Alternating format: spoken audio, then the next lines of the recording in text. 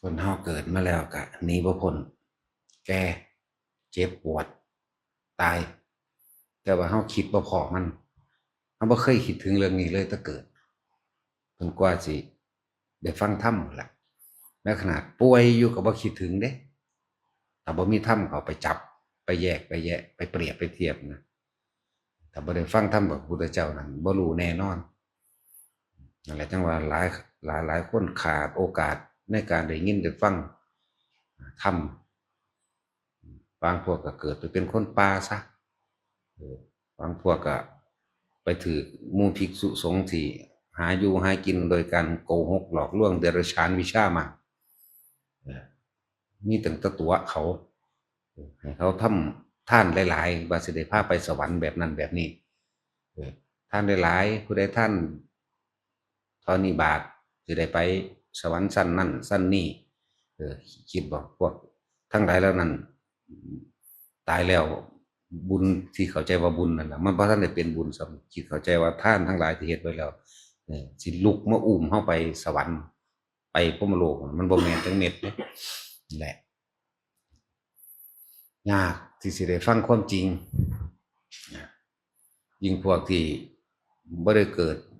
ในเครือข่ายในวงล้อมหรือแวดล้อมอันเป็นประเทศแห่งพุทธศาสนากันแต่ยิ่งบ่รู้เรื่องหยังเลยมีตั้งแต่คิดว่าพระเจ้าหรือสิ่งศักดิ์สิทธิ์ดลบันดาลให้อย่างเดียวมีแต่ขอกับขอมีแต่หาพิธีขอร้องอ้อนวอนอยากให้ผู้อื่นซอยเจ้าของอย่างเดียวบ่เคยคิดซอยเจ้าของมันก็บ่เคยคิดซอยแล้วเพราะว่ามันบ่ได้ฟังธรรมไงมันบ่ได้ฟังความจริงของโลกบ่ได้ฟังความจริงอันออกจากพระพุทธเจ้าผู้เพิ่นรู้นั่นแหละสิว่าหยังในประเทศไทยแท้ๆที่ว่าเป็นศูนย์รวมหรือตอนนี้ความเจริญอันสูงสุดในพุทธศาสนาอย่างในประเทศไทยนี่เด้สูงสุดเพราะว่ามีหยังเพราะว่ามีพระอรหันต์มีพระอนาคามีพระสกิมีพระโสดาว่ายังมีผู้นำคำสอนเป็นพระสูตรพระวินัยออกแสดงตามความจริงอยู่ปานนั้นคนที่เขามาเคารพนับถือตามความจริงหรือรู้เขามาในคำสอนพระพุทธเจ้ามันก็ยังนิดหน่อยนึงเด้บ่ต่างกันกับเศษดินที่ปลายเล็บเลยบ่ต่างเลยขนงัวกับเขางัวเนี่ยขนงัวมันก็หลายกว่าอยู่แล้วเนาะเขางัวมันก็สองอันหนึ่งเว้ยนั่นแหละจังว่าเสียดายโอกาสที่ทุกคนบ่ได้ยินบ่ได้ฟังแค่ว่าก็บ่ต้องไปโทษไผละครับโทษจากในอดีตแต่ของก็บ่เคยสั่งสมไว้นะบางพวกลงไปใส่กรรมในมหาเวกีนรกแล้วเปรตแล้วเดรัจฉานเกิดขึ้นมาเป็นคนแล้วอีกทีนึงเพราะมันใส่ความบาปอกุศลเจ็บปวดแล้วเกิดมาเป็นคนศาสตร์หนึ่งสร้างบาปอกุศลนักเข้าไปอีกลงไปอีกเป็นกรรมเป็นกรรมเป็นอสงไขยก็มีจังว่าเสียดายโอกาสเสียดายคำว่าความเป็นคนความเป็นมนุษย์แปลว่าผู้ฝึกได้แปลว่าผู้ฝึกได้เมื่อฝึกได้แล้วจึงสิเป็นผู้ใจสูงเพราะท่านได้เป็นประเสริฐเพราะท่านได้แม่นสัตว์ประเสริฐแปลว่าเป็นผู้มีใจสูงกับแม่นแต่ว่าอันนั้นเขาจะแปลรวบซื่อๆดอกแหละพวกเฮาสารวนกังวลอยู่แต่ความหาอยู่หากินหาได้หาดีหามีหาเป็นขนาดป่วยอยู่ก็ยังคิดหาเด้บ่ได้ยอมรับความจริงบ่ได้สาเหตุป่วยมาจากไสสาเหตุเกิดมาจากไสสาเหตุความจากมีความจากใดจากดีมาจากไสบ่ได้หาเด้บ่ได้คิดพอไอ้เรื่องย่านตายนั่นย่านแน่นอนอยู่แล้วย่านแต่ว่าบ่ย่านเกิดพวกนี้เกิดมาแล้วก็ต้องแก่ต้องเจ็บต้องป่วยลำบากในการทำมาหากินตัณหาคือความอยากได้นั่นอยากเป็นนี่แสวงหาอยู่จักสิหาไปฮอดไสเด้ขนาดเขาเพิ่นแม่นสิเว้าเล่นกันก็สร้างแต่ว่าบ่สะเทือนถึงจิตใจแท้ๆเด้หาไปตายบ่เฮ็ดไปตายบ่จังซี่บ่สะเทือนเด้เป็นคำหล่อคำเลียนคำแสลงหรือคำหยอกเราหยอกล้อกันซื่อๆเด้ โอ้ยหากินไปพอซ้ำตายนั่นแหละแต่ว่าบ่สะเทือนเขาจริงๆว่าอ้าวพอจะคิดถึงความตายคันย้านอยู่เนาะแต่ว่าบ่ย้านเกิดนี่แหมสรรพสิ่งแห่งทุกข์ทั้งหลายมันรวมถึงต้องเกิดเกิดเป็นหยังก็สร้างเกิดเป็นคนก็ยังทุกข์ยากลำบากขนาดนี้ก็ยังเจ็บยังปวดยังป่วยอยู่สิไปว่าหยังกับสัตว์เดรัจฉานบัดนี้พวกเฮาเข้าใจว่าสัตว์ที่กินบ่ได้มีพิษเข้าใจว่าสัตว์ร้ายสัตว์ที่เป็นอาหารคือปูปลาเข้าใจว่ามันเกิดมาเป็นอาหารนกหมู่นี้เข้าใจว่ามันเกิดมาเป็นอาหารเด้นั่นมันเกิดมาตามกรรมของมันเด้มันบ่ได้เกิดมาเป็นอาหารนั่นแหละถ้าเฮาเล็งเห็นจริงๆเถอะเล็งเห็นความจริงของเจ้าของเองที่เฮาหนีบ่พ้นเด้นี่ป่วยนี่เฮาหนีบ่พ้นเด้นี่ตายนี่เนี่ยเล็งเห็นความจริงทุกข์แท้เกิดจากไสน้อก็ว่าไปความคิดปรุงแต่งอยากได้อยากดีอยากมีอยากเป็นคือความอยากของตัวเองอุปทานก็คือความยึดตัณหาคือความอยากอุปทานคือความยึดในอารมณ์ความยินดีความพอใจแต่ว่ามันบ่ค่อยหมุนเข้ามาหาเจ้าของมันค่อยแต่ตำหนิผู้นั้นตำหนิผู้นี้ถ้าเป็นย่องเขาก็ย่องกระทบกระทั่งกันย่องว่าเห็นบ่นั่น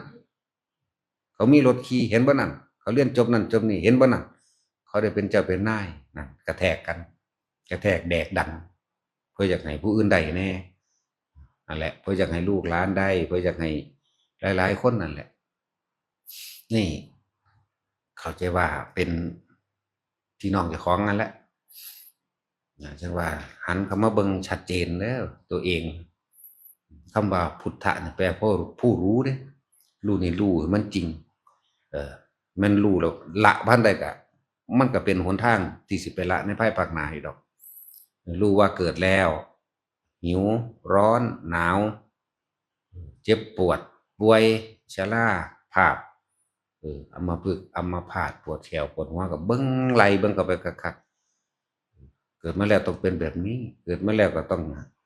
หาอยู่หากินร่างกายนี่อาศัยอาหารอาศัยเครื่องนึ่งห่มเจ็บปวดมากก็อาศัยยาระงับแก้ปวดซื่อๆดอกมันบ่เซาดอกโรคหยังก็ดีมีแต่ตายแล้วก็บ่แม่นว่าสิแล้วเด้ตราบใดที่ยังมีตัณหาหรืออุปทานคือความอยากได้อยากดีอยากมีอยากเป็นนั่นนี่ก็ตายแล้วก็ไปเกิดใหม่แต่ไอ้เกิดใหม่นี่ขึ้นอยู่กับการสั่งสมของเจ้าของเกิดในนรกก็ได้เปรตก็ได้เดรัจฉานก็ได้คนก็ได้เทวดาก็ได้นะเกิดใหม่ขึ้นซื่อว่าเกิดแล้วสิบ่ทุกข์บ่มีเลยจะเข้าใจว่าเทวดามันพ้นเด้เขาก็ทุกข์คือเฮานั่นแหละนั่นแหละที่พระพุทธเจ้าใส่ศัพท์คำว่าสัตว์ทั้งหลายรวมเบิดเลยเด้สัตว์ทั้งหลายนั่นคนกับสัตว์เด้จะเข้าใจว่าเจ้าของประเสริฐดีบ่ดีมันเลวยิ่งกว่าสัตว์เดรัจฉานอีกแม่นบ่ล่ะนั่นแหละนะสัตว์ที่บ่มีอิสระสัตว์ที่พวกเฮาเข้าใจว่า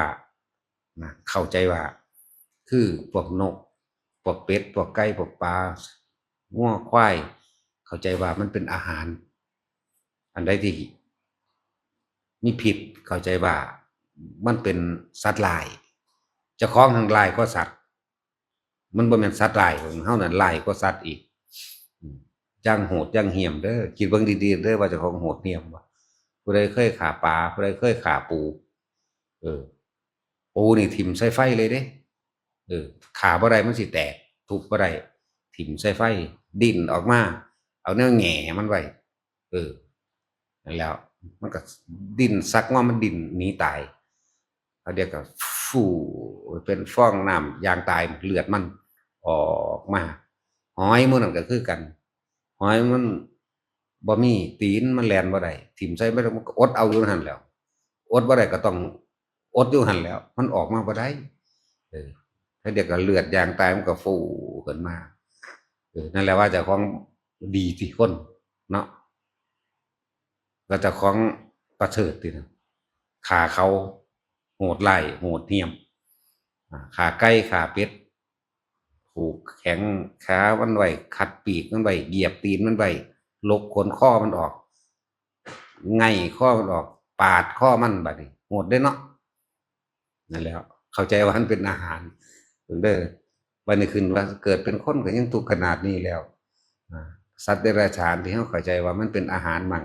เป็นสัตว์ลายมั่งทุกข์ก็เฮาอีกเท่าใดหาประมาณบ่ได้บ่เป็นอิสระเด้หาอยู่หากินก็ต้องค่อยระแวดระวังเด้นั่นแหละ นั่นแหละผลกรรมทั้งหลายที่ตัวเองมาเกิดเป็นสันกับเพราะว่าศาสตร์ที่แล้วเห็นไปแบบนั้นแต่รับคือเก่าไผที่เสื้อบ่เสื้อก็สร้างเป็นแบบนั้นคือเก่าเหมือนเดิมบ่เปลี่ยนเป็นอื่นทำกรรมอันใดไว้ต้องได้รับผลของกรรมนั้นสืบไปเนี่ยแต่ว่าเฮาพยายามแล้วมันคนบ่ค่อยเชื่อดอกทุกเพราะความคิดความคิดนั่นแหละพาไปเกิดความคิดคิดสั่งสมไว้คิดอยากได้อยากดีอยากมีอยากเป็นนั่นแหละความคิดนั่นแหละอันพาเกิดนะอยากรู้ว่าความคิดอยู่ไสก็คิดถึงบ้านนั่นแหละความคิดก็อยู่บ้านนั่นแหละรู้ก็รู้อยู่บ้านนั่นแหละบัดนี้ปรุงต่อได้บัดนี้ทุกข์ได้บัดนี้กังวลจังสั่นจังเสั่นสิโอ้ยสารพัดคิดถึงบ้านคิดถึงทรัพย์สมบัติรถบ่เงินบ่ทองบ่คนนั้นคนนี้ต้นไม้น้ำไห้น้ำหน้าถูกน้ำมันเบิดย่านเขาไปลักถึงฤดูหมกม่วงย่านเขาไปลักหมกม่วงถึงฤดูหน่อไม้ย่านเขาไปลักหน่อไม้นั่นมีแต่ย่านกับย่านแต่ของบ่ได้อยู่กินนั่นแหละคือว่าให้พวกเฮาคิดเบิ่งว่าเกิดมานี่มีแต่ความหวาดกลัวตลอดเด้จังซั่นแล้วไปคิดถึงตายก็โอ้ยอย่าเว้าคาล่ำว่าเด้ก็คาล่ำมึงสิไปฮอดไสมึงก็ไปตายคือเก่าตัวถ้าเว้าเรื่องตายเนี่ยพิธีต่างๆนานาสารพัดที่พ่อแม่ปู่ย่าตายายพาเฮ็ดมาก็เพราะว่าเขาเจ้าบ่รู้ยังว่าเพราะเขาเจ้าก็บ่ได้ถึงผู้รู้บ่ได้เข้าถึงพุทธะแท้เอาแนวอื่นๆเข้ามาเทียมมาพาว่าไปเพราะว่าหยังเพราะว่าหยังจังพากันไปอาศัยสิ่งอื่นๆอันบ่แม่นธรรมอันบ่เป็นตนเพราะว่าย้านตายย้านป่วยย้านบ่ร่ำย้านบ่รวยย้านพลัดพรากสารพัดย้านย้านเกิดเหตุการณ์แปลกประหลาดต่างๆนานาสารพัดก็เลยไปนำพิธีกันต่างๆมาพากันเฮ็ดก็เพื่อหยังป้องกันตัวเองอยากให้ของมีความสุขเพราะว่าย้านถือเอาผีสางนางไม้เทวดามาปกป้องเจ้าของก็เพราะว่าย้านกลัวจึงมีพิธีต่างๆสารพัดพากันเฮ็ดมาแม้กระทั่งคนตายโหงอยู่บ้านบ่ให้เอาเข้าบ้านคนอยู่บ้านตายอยู่ทงหน้าบ่ตายอยู่หนังอื่นตั้งแต่กี้เห็นบ่ล่ะบ่ให้เข้าบ้านคลำย่านเกิดอาเพศย่านเกิดภัยในบ้านเนาะนั่นแล้วก็เข้าใจว่าอีกถ้าว่าพอบ่รู้ตายไปเอาไปเผามังหันแล้วก็ย่านวิญญาณเขาอยู่หันอีกเด้พุ่นน่ะธรรมดาบ่พวกบ่รู้เนาะผีสิวนเวียนจังซั่นจังซี่ผีสิหลอกอยู่หันผีหลอกอยู่นี่ป๋าตัวคนตายมันนับประมาณบ่ได้แล้วแม่มันก็สิบ่เต็มหลอกคนอยู่นี่บ่เนาะนั่นแหละเพราะว่าบ่ฟังธรรมบ่มีการแยกแยะก็เลยบ่มีการวินิจฉัยความคิดเจ้าของเองตายแล้วมันไปไสจิตสุดท้ายคิดถึงใดคิดถึงรถบ่คิดถึงผัวคิดถึงเมียบ่คิดถึงลูกคิดถึงหลานคิดถึงทรัพย์สมบัติเลือกสวนไร่นาต่างๆบ่แหละมันก็ไปหั่นแหละซะก่อนจิตมีที่ตั้งก็หมายถึงสิ่งที่เราคิดถึงนั่นแหละจึงบอกอยากฮู้บ่จิตอยู่ไสก็คือความคิดพวกเจ้าเองนั่นแหละมันไปอยู่ไสคิดถึงบ้านก็เห็นบ้านเดี๋ยวนี้คิดถึงลูกก็เห็นลูกเดี๋ยวนี้มันก็ไปอยู่หันเดี๋ยวนี้ใจขาดเดี๋ยวนี้มันไปหันก่อนเด้แต่ว่ามันสิปรุงแต่งในระหว่างนั้นกับอารมณ์นั้นมันจังสิลงสู่ภพต่างๆได้บัดสู่ภพต่างๆโมโหโกรธเกลียดนั่นแหละนิระยะคติภพอบายภพอยากได้นั่นครอบงำหวงให้หวงหน้าหวงเงินหวงทองหวงยังก็แล้วแต่นั่นแหละเปรตนั่นอบายภพอีกคือเก่าหลงไหลใฝ่ฝันในสมบัติเจ้าของเองนั่นแหละสัตว์เดรัจฉานเป็นสั่นแต่คิดถึงว่ามื้ออื่นกูสิไปวัดกันหน้าไปถวายผ้าอาบน้ำกันหน้าไปถวายนั่นนี่กันหน้าตายในระหว่างคิดอยู่นั่นไปสวรรค์ นี่ไปสวรรค์แบบนี้ผู้ใดตายในการทรงฌานเจริญฌานรู้ลมหายใจมีอาการปิติเป็นเครื่องยืนยันแต่ว่าปัญญาบ่ท่านได้ยิงจวดไปเป็นพรหม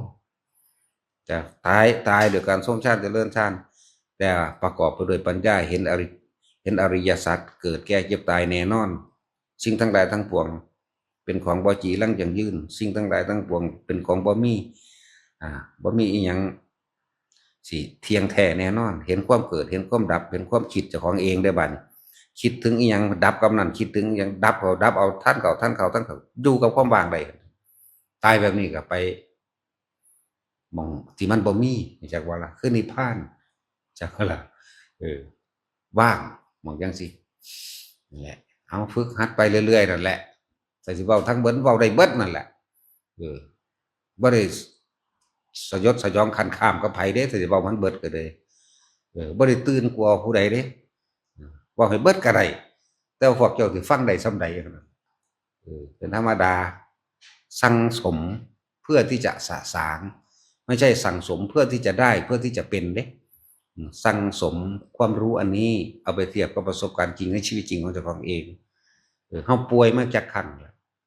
ปวดหัวมาจักครั้งแล้วเจ็บหลังเจ็บแอวมาจักเทื่อแล้วเข้าโรงพยาบาลมาจักเทื่อแล้วบ่เบื่อบ่นายบ่กับความอยากได้อยากดีอยากมีอยากเป็นอันนั้นแหละมันพาพวกเจ้าเกิดกลัวตายแต่ไม่กลัวเกิดเนาะไอ้ความเกิดความคิดพวกเจ้าเราพาไปเกิดก็ดีความคิดที่สั่งสมที่เต็มอัดเข้าไปด้วยตัณหาและอุปาทานนั่นเองพวกเจ้าคิดถึงหยังก็มันไปกับอันนั้นแหละจากสะก่อนบัดนี้อารมณ์พวกเจ้าสิปวนแปรในขณะนั้นออกจิตออกจากร่างไปอยู่บ้านโอ้ยอันนั้นก็บ่ดีนี่บ่ศูนย์ซ้ำไปเลยทันทีเลยวับทันทีเลยและพอ